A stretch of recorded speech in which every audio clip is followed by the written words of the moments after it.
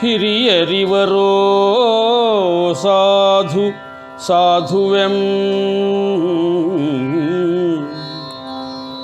ಕಿರಿಯರೋ ಹೂಂ ಹೂಂ ಎಂದೆ ಮತಿಯ ಸೂಚಿಸಿದರು. ಹಿರಿಯರಿವರೋ ಸಾಧು ಸಾಧುವೆಂ ಕಿರಿಯರೋ ಹೂಂ ಹೂಂ ಎಂದೆ ಮತಿಯ ಸೂಚಿಸಿದರು. ಸಮಕಾಲೀನರೊಡೆ ಉತ್ಸಾಹದೊಳೆಂ ಸಮಕಾಲೀನರೊಡೆ ಉತ್ಸಾಹದೊಳೆಂ ಸತಿ ಜೊತೆಗೆಲ್ದಮ್ಮನಿಗೆಲ್ಲ ವಂದಿಸಿದೆನೋ. ಕಣ್ಣಂಚಿನೊಳೆಂ ಗಮನಿಸಿ ಎಲ್ಲವ ಚಲಿಸಿದ್ದೆ. ಕಣ್ಣಂಚಿನೊಳೆಂ ಗಮನಿಸಿ ಎಲ್ಲವ ಚಲಿಸಿದ್ದೆ. ಕುಲಪತಿ ವಿಷಯದೊಳೆಂ ಆ ಆ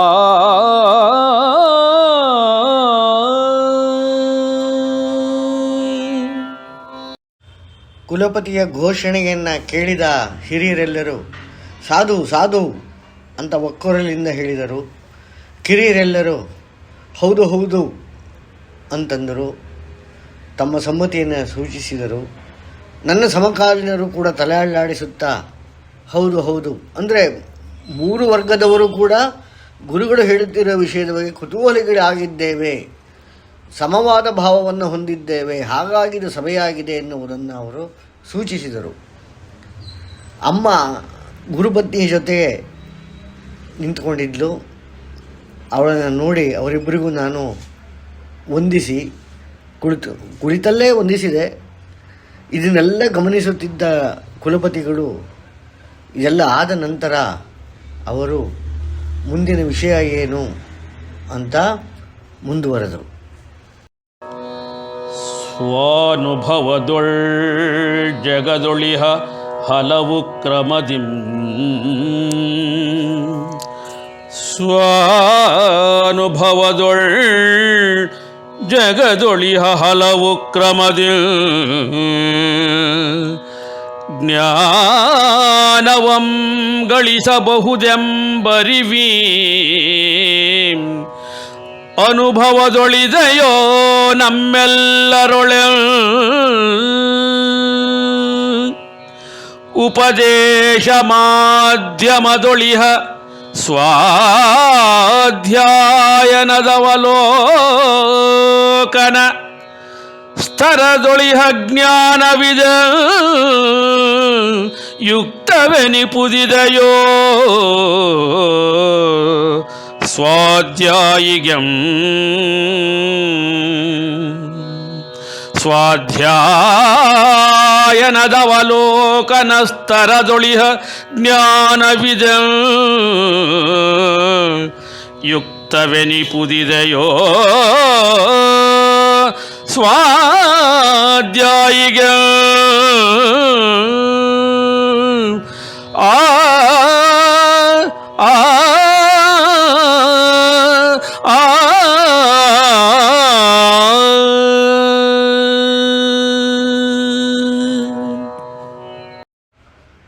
ಗುರುಗಳಾದ ಗೌತಮ ಹಾರಿದ್ರಮರು ಹೇಳ್ತಾ ಇದ್ದಾರೆ ಸಭೆಯನ್ನು ಉದ್ದೇಶಿಸಿ, ಸ್ವಾನುಭವದಲ್ಲಿ ಜಗದಲ್ಲಿರುವಂಥ ಹಲವಾರು ಕ್ರಮಗಳಿಂದ ಜ್ಞಾನವನ್ನು ನಾವು ಗಳಿಸಬಹುದು. ಇದು ನಮಗೆಲ್ಲ ನಮ್ಮ ಅನುಭವಗಳಿಂದನೇ ಗೊತ್ತಿದೆ. ಸ್ವಾನುಭವದಿಂದ ಈ ಥರ ವಿಷಯವನ್ನು ಸಂಗ್ರಹಿಸಬಹುದು ಅಂತ. ಅದೇ ರೀತಿ ಉಪದೇಶ ಮಾಧ್ಯಮದಿಂದ ಕೂಡ, ಸ್ವಾಧ್ಯಾಯನದಿಂದ ಕೂಡ ಜ್ಞಾನವನ್ನು ಗಳಿಸಬಹುದು. ಇದು ನಮಗೆಲ್ಲ ಸರಿ ಅಂತ ನಮಗನ್ಸಿದೆ. ಯಾರ ಸ್ವಂತ ಅಧ್ಯಯನ, ಯಾರ ಸ್ವಾಧ್ಯಾಯಿ ಇದ್ದಾರೆ ಅವರಿಗೆ ಈ ಕ್ರಮಗಳಲ್ಲೆಲ್ಲ ಇದೆ. ಇದೆಲ್ಲರಿಗೂ ಗೊತ್ತಿರೋ ವಿಚಾರ ಅಲ್ವೇ ಅಂತಂದರು. ಮಾಹಿತಿಯೊಳಿಹ ಜ್ಞಾನವಿದೋ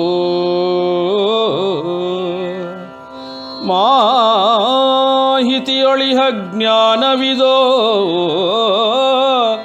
ಪಾಂಡವರ ಪಾಂಡಿತ್ಯವೆನಿಪೇ ಅನುಭವದಾಳದೆ ಮನುಜಗದೆ ವಿಜ್ಞಾನದೊಳೆಂ ವಿವೇಕವಾಗುವುದ ವಿಜ್ಞಾನದೊಳ ಅಳವಡಿಕೆಯು ಸಾಧಕನೊಳ ಘಟಿತದಿಂ ಜನುಮಗಳೆಲೆಂ ಅವನೊಳಗೆ ಪ್ರವಹಿಸುವುದದೆಂ ನಿಶ್ಚಿತದಿ ಸಾಧಕನೊಳ ಘಟಿತದಿ ಜನುಮಗಳೆಲೆಂ ಅವನೊಳಗೆ ಪ್ರವಹಿಸುವುದದೆಂ ನಿಶ್ಚಿತದಿ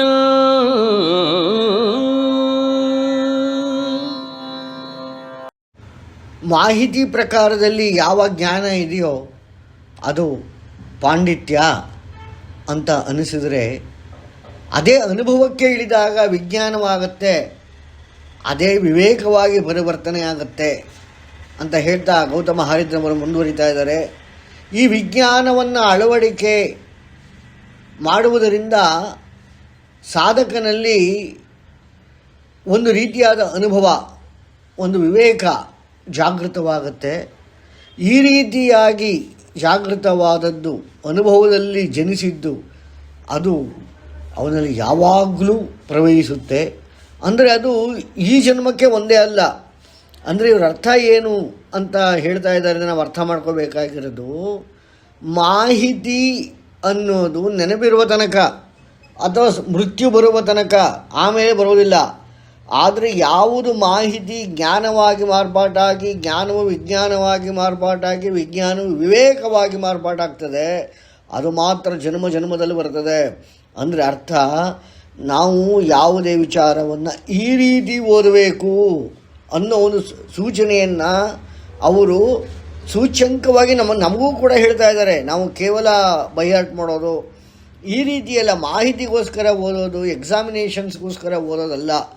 ಮಾಹಿತಿ ತಗೋಬೇಕು, ಅದು ಜ್ಞಾನವಾಗಬೇಕು, ಜ್ಞಾನದಿಂದ ವಿಜ್ಞಾನವನ್ನಾಗಿ ಮಾಡಿಕೊಳ್ಳಬೇಕು, ವಿಜ್ಞಾನ ಅನುಭವವಾಗಬೇಕು, ಆಗ ವಿವೇಕಜನಿತವಾಗಬೇಕು. ಅದು ಮಾತ್ರ ಜನ್ಮಾಂತರಗಳಲ್ಲಿ ಹರಿಯುತ್ತದೆ. ಇದನ್ನು ನಾವೆಲ್ಲ ನೆನಪಿಟ್ಕೊಳ್ಳೋಣ. ಅವತ್ತು ಹೇಳಿದ್ದನ್ನು ನಾವು ಇವತ್ತು ಕೂಡ ಅದು ಅಪ್ಲಿಕೇಬಲ್, ಇವತ್ತು ನಮಗೂ ಕೂಡ ಅದು ಅನ್ವಯಿಸುತ್ತೆ ಅನ್ನೋದು ನಮಗೆ ಅರ್ಥ ಮಾಡ್ಕೊಳ್ಳೋಣ. ಉಸಿರಿಗಾಗೆಂ ಕ್ಷಣ ತೆಗೆದೊಳ್ ಕುಲಪತಿವ ಮುಂಬರೆದನೋ ಉಸಿರಿಗಾಗೆಂ ಕ್ಷಣ ತೆಗೆದೊಳ್ ಕುಲಪತಿವ ಮುಂಬರೆದನೋ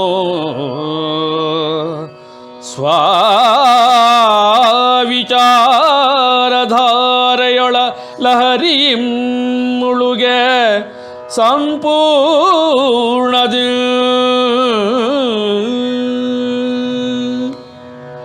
ಅನುಭವದೊಳ್ ಹದವಿರೆ ಚಿತ್ತದೆ ಮಾತೃ ಮಾಧ್ಯಮದೊಳಿಹ ಪದ ಪುಂಜವೆ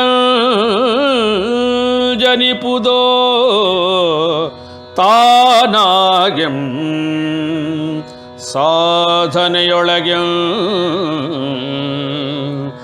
ಅನುಭವದೊಳ್ ಹದವಿರೆ ಚಿತ್ತದೆ ಮಾತೃ ಮಾಧ್ಯಮದೊಳಿಯ ಪದ ಪುಂಜವ್ಯ ಜನಿಪುದೋ ತಾನಾಗ ಸಾಧನೆಯೊಳಗೆ ಜನಿಪುದೋ ತಾನಾಗೆಂ ಸಾಧನೆಯೊಳಗೆ.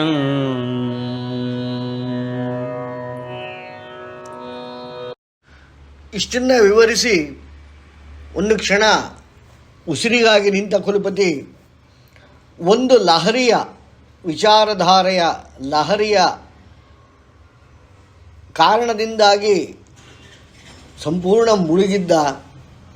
ಮತ್ತೆ ಮುಂದುವರೆದು ಹೇಳ್ತಾರೆ, ಯಾರಿಗೆ ಅನುಭವದಲ್ಲಿ ಒಂದು ಹದ ಇರುತ್ತೆ, ಅವರಿಗೆ ಈ ಮಾತನಾಡಬೇಕು ವೈಖರಿ ಅಂತ ಒಂದು ಮಾಧ್ಯಮ ಇದೆಯಲ್ಲ, ನಾವು ಮಾತನಾಡುವ ಮಾಧ್ಯಮ ಭಾಷೆ, ಅದರ ಪದಪುಂಜಗಳು ಸಹಜವಾಗಿ ಚಿತ್ತದಲ್ಲಿ ಜನಿಸುತ್ತಾ ಬರುತ್ತೆ. ಅಂದರೆ ಕಲಿಯುವ ಅವಶ್ಯಕತೆ ಇಲ್ಲ.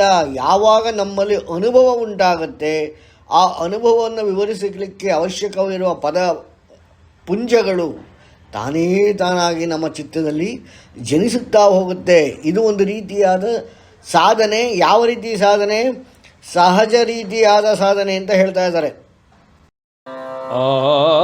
ಆಗಲೆಂ ವಿದಿತದೊಳಿಹ ವಿಷಯವಿದಂ,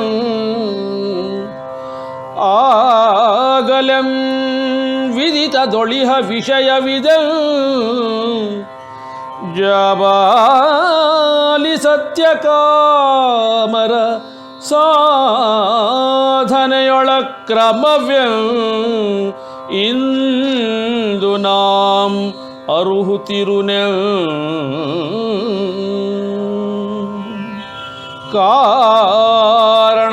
ಕಾರಣದೊಳವರಿಂದು ತಮ್ಮನನುಭಾವಿಕವಯಮಗೆ, ಕಾರಣದೊಳವರಿಂದು ತಮ್ಮನನುಭಾವಿಕವಯಮಗೆ ಹಂಚಿದ ಕೇಳುವನೆಂ ಮುಗಿಸಿದ ಕುಲಪತಿ ಸದರಿಗೆ ಕರ ಮುಗಿದ.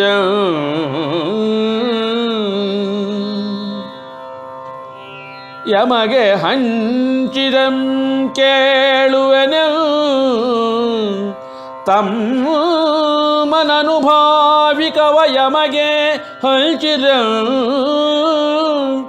ಕೇಳುವೆನೆಂ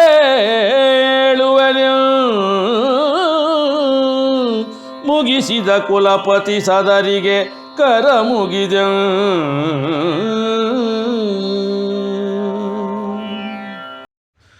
ನಾನು ಇಷ್ಟೊತ್ತು ಏನು ಹೇಳಿದೆ, ಇದು ಸತ್ಯಕಾಮರ ಸಾಧನೆಯ ಕ್ರಮ ಅಂತ ನಾನಿಲ್ಲಿ ಹೇಳಲಿಕ್ಕೆ ಇಷ್ಟಪಡ್ತಾ ಇದ್ದೀನಿ ಅಂತ ಕುಲಪತಿಗಳು ಸಭೆಗೆ ಹೇಳ್ತಾರೆ.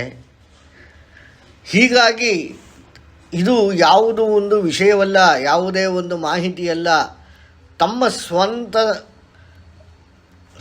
ಸ್ವಧರ್ಮದಲ್ಲಿ ಸಹಜತೆಯಲ್ಲಿ ಸಾಧನೆಯನ್ನು ಮಾಡಿರುವುದು. ಕಾಡಿನಲ್ಲಿ ಯಾವುದೇ ಪಾಠ ಇಲ್ಲ, ಪ್ರವಚನ ಇಲ್ಲ, ಸಂಸ್ಕಾರ ಇಲ್ಲ, ಏನೂ ಕೊಟ್ಟಿಲ್ಲ. ಆದರೆ ಅವರು ಸಾಧನೆ ಮಾಡ್ಕೊಂಡು ಬಂದುಬಿಟ್ಟಿದ್ದಾರೆ, ಸತ್ಯಕಾಮರಾಗಿದ್ದಾರೆ. ಹಾಗಾಗಿ ಇದನ್ನು ಅವರೇ ತಮ್ಮ ಪದಗಳಲ್ಲಿ ನಮಗೆ ವಿವರಿಸಬೇಕು ಅಂತ ನಾನು ಕೇಳ್ಕೊತೀನಿ ಅಂತ ಸಭೆಗೆ ಗೌತಮ ಹಾರಿದ್ರಮ ಕೈ ಮುಗಿದು ಸುಮ್ಮನಾದ. ಕರ ಮುಗಿದೊಡೆ ವಿನಯದಿಂ ಪೇಳ್ದೆ ನಾಂ ಉಪಸ್ಥಿತರಿದ್ದ ವಿದ್ವಜ್ಜನರಿಗೆ. ಕರ ಮುಗಿದೊಡೆ ವಿನಯದಿಂ ಪೇಳ್ದೆ ನಾಂ ಉಪಸ್ಥಿತರಿದ್ದ ವಿದ್ವಜ್ಜನರಿಗೆ. ಪ್ರಶ್ನೆಯೊಳೆನ್ನ ನೀವು ಪರೀಕ್ಷಿಸಬಹುದೆಂ. ಪ್ರಶ್ನೋತ್ತರವಿದೆಂ ಆರಂಭವಾಗಲೆ. ಪ್ರಶ್ನೋತ್ತರವಿದೆಂ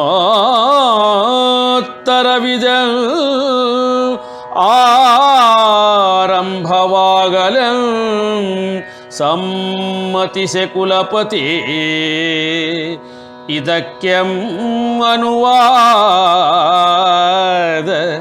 ಇದಕ್ಕೆಂ ಅನುವಾದ ಹರವೆನೆ ಶ್ರುತಗೊಳಿಸಲೆ. ಆ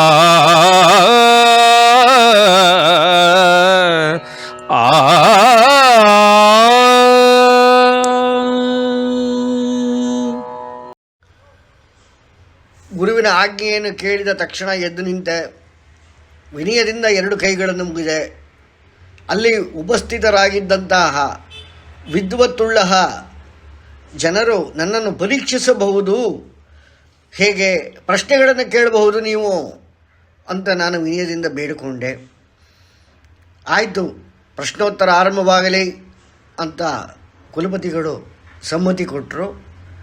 ತಾವು ಕೂಡ ಬಹು ಜಾಗೃತರಾಗಿ ಕೂತ್ಕೊಂಡ್ರು. ಏಕೆಂದರೆ ಅವರಿಗೆ ಗೊತ್ತು ನನ್ನ ಒಂದು ವಾಗ್ವೈಖರಿ ಅಷ್ಟೇನು ಸರಿಯಿಲ್ಲ, ಜೊತೆಗೆ ನನಗೆ ಅನುಭವ ಇಲ್ಲ, ಪರಿಣಿತಿ ಇಲ್ಲ, ಇದು ಮೊಟ್ಟ ಮೊದಲ ನನ್ನ ಸಭೆ, ಇದಕ್ಕೆ ಯಾವುದೇ ಸಿದ್ಧತೆ ಇಲ್ಲ, ಬಂದಿದ್ದಾನೆ ಜಾಬಾಲಿ ಅಂತ ಗೊತ್ತವರಿಗೆ.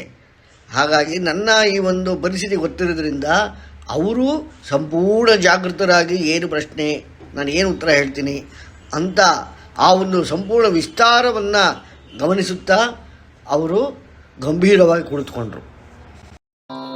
ಶ್ರೀಮಾನ್ ಸಾಧಿಸಲೆಂ ಕ್ಷೇತ್ರದೊಳು ಶ್ರೀಮಾನ್ ಸಾಧಿಸಲೆಂ ಕ್ಷೇತ್ರದೊಳು ಜ್ಞಾನದ ಅವಶ್ಯಕತೆ ಇದೆಯಂ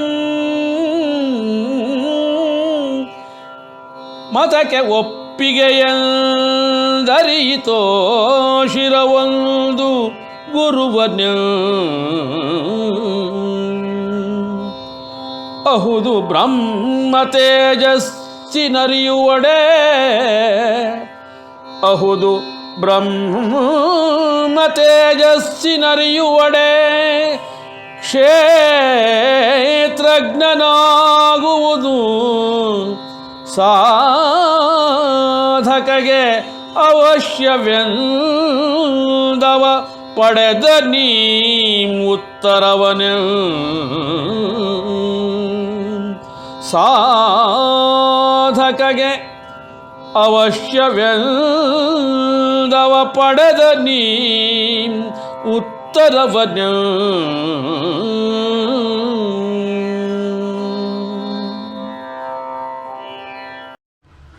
ವಿದ್ವಜ್ಜನರಲ್ಲಿದ್ದ ಒಬ್ಬರು ಎದ್ದು ನಿಂತ್ಕೊಂಡ್ರು ಸಭೆಯಲ್ಲಿ. ಅವ್ರು ಕೇಳ್ತಾರೆ, ಹೇ ಶ್ರೀಮಾನ್, ಸಾಧಿಸಲು ಕ್ಷೇತ್ರದಲ್ಲಿ ಜ್ಞಾನದ ಅವಶ್ಯಕತೆ ಇದೆ ಎಂಬುದು ನನ್ನ ಮತ, ಇದಕ್ಕೆ ನಿಮಗೆ ಒಪ್ಪಿಗೆಯೇ ಅಂತ ಮೊಟ್ಟ ಮೊದಲನ ಪ್ರಶ್ನೆ ಬಂತು. ಆಗ ಗುರುಗಳು ಉತ್ತರ ಕೊಟ್ಟರು, ಹೌದೌದು, ಬ್ರಹ್ಮ ತೇಜಸ್ಸನ್ನು ಅರಿವಿಗೆ ತೆಗೆದುಕೊಳ್ಳಲಿಕ್ಕೆ ಕ್ಷೇತ್ರಜ್ಞನಾಗುವುದು ಯಾವುದೇ ಸಾಧನಿಕೆ, ಯಾವುದೇ ಸಾಧಕನಿಗೆ, ಯಾವುದೇ ಸಾಧನೆಗೆ ಅವಶ್ಯಕ ಅಂತರ ಉತ್ತರವನ್ನು ಗುರುಗಳು ಕೊಟ್ಟರು. ಕ್ಷೇತ್ರವೆಂಬುದಾವುದು ವಿಕಾರವೆಲ್ಲಿಯದು ಕ್ಷೇತ್ರಜ್ಞನಾರವನ ಶಕ್ತಿಯೇ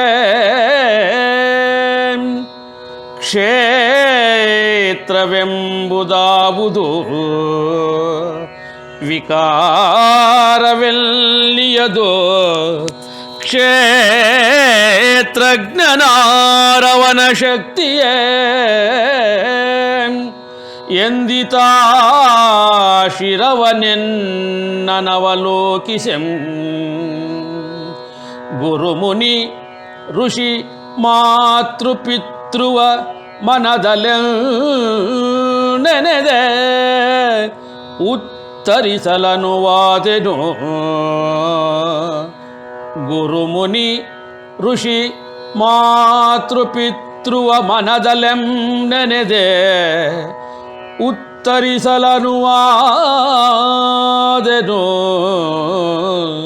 ಗುರುವ ಸೂಕ್ಷ್ಮ ಸೂಚನೆಯೊಳ ಕೂಡೆಕೆಗೆ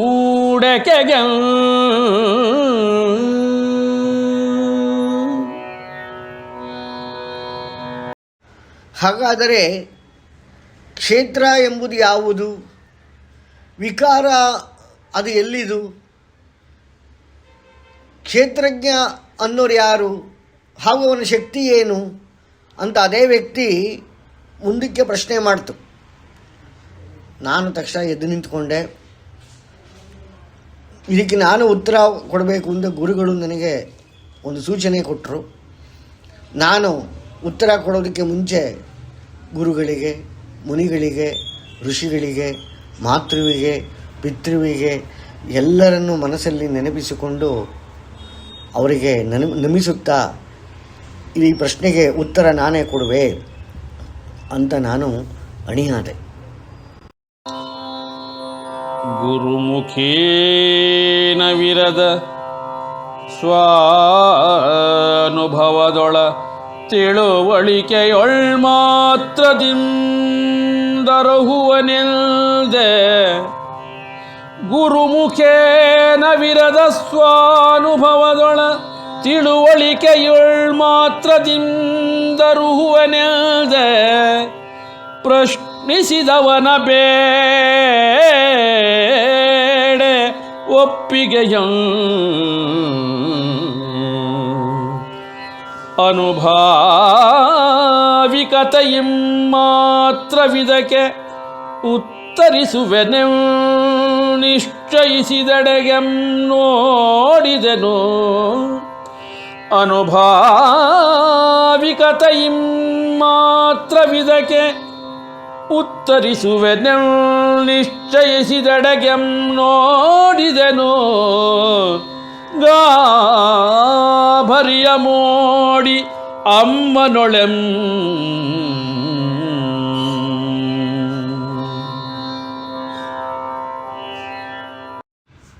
ಯಾವುದೇ ಗುರುವಿನ ಮುಖಾಂತರ ನನಗೆ ಜ್ಞಾನ ಬಂದಿಲ್ಲ, ವಿದ್ಯೆ ಬಂದಿಲ್ಲ, ಸಂಸ್ಕಾರ ಬಂದಿಲ್ಲ. ಕೇವಲ ಸ್ವಾನುಭವ, ಸ್ವಂತ ಅನುಭವ, ಅದರಿಂದ ಉತ್ಪತ್ತಿಯಾದ ತಿಳುವಳಿಕೆಯೊಳಗೆ ಏನಿದೆಯೋ ಅದನ್ನು ಮಾತ್ರ ನಾನೀಗ ಹೇಳಬಲ್ಲೆ ಅಂತ ಪ್ರಶ್ನೆ ಕೇಳಿದವನ ಒಪ್ಪಿಗೆಯನ್ನು ಮೊದಲು ಬೇಡಿಕೊಂಡೆ. ನಾನು ನಿಶ್ಚಯಿಸಿದೆ, ನನ್ನ ಅನುಭವದಲ್ಲಿ ಏನಿದೆಯೋ ಅದನ್ನೇ ಪದಗಳನ್ನಾಗಿ ಪ್ರಯೋಗಿಸಿ ಇದಕ್ಕೆ ಉತ್ತರವನ್ನು ಕೊಡೋಣ ಅಂತ ನೋಡಿದೆ. ಆ ಥರ ನೋಡ್ತಾ ಅಮ್ಮನ ಮುಖ ನೋಡ್ತೀನಿ. ಅವಳು ಸಂಪೂರ್ಣ ಗಾಬರಿಯಾಗಿದ್ದಾಳೆ. ಪೃಥ್ವ್ಯಾಪಸ್ತೇಜೋ ವಾಯೋ ಆಕಾಶವ್ಯಂ. ಪೃಥ್ವ್ಯಾಪಸ್ತೇಜೋ ವಾಯೋ ಆಕಾಶವ್ಯಂ. ಪಂಚಭೂತದ ಮಾತ್ರದೊಳ್ ಭೌತ ಸೂಕ್ಷ್ಮಕೃತಗೊಂಡಿಹೆ ಶಾಕ್ತವ್ಯಂ. ಪಂಚಭೂತಗಳಿಂ ಕರ್ಮೇಂದ್ರಿಯ ಜ್ಞಾನೇಂದ್ರಿಯ ದಶಮ ಜೊತೆಗೆ ಮನ ಅಹಂಕಾರ ಬುದ್ಧಿಗಳುದಿಸಿವೆಯೋ ಮನುಜನಲೆಂ.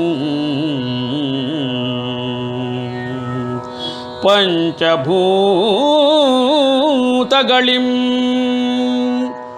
ಕರ್ಮೇಂದ್ರಿಯ ಜ್ಞಾನೇಂದ್ರಿಯ ದಶಮ ಜೊತೆಗೆ ಮನ ಅಹಂಕಾರ ಬುದ್ಧಿಗಳುದಿಸಿವೆಯೋ ಮನುಜನಲೆ.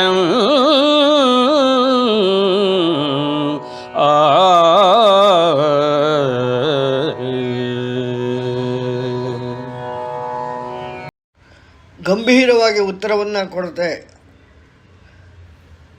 ಕೊಡಲು ಆರಂಭಿಸಿದೆ.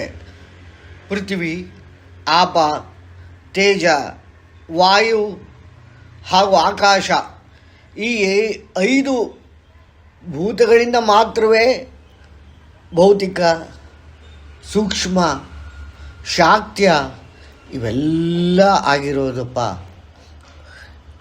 5 ಭೂತಗಳಿಂದ ಮಾತ್ರವೇ ಕರ್ಮೇಂದ್ರಿಯ ಅಂತ 5, ಜ್ಞಾನೇಂದ್ರಿಯ ಅಂತ 5, ಜೊತೆಗೆ ಮನಸ್ಸು, ಬುದ್ಧಿ, ಅಹಂಕಾರಗಳು ಮನುಷ್ಯನಲ್ಲಿ ಜನ್ಮ ತಾಳಿವೆ ಅಂತ ನನ್ನ ಉತ್ತರವನ್ನು ಮುಂದುವರೆಸಿದೆ.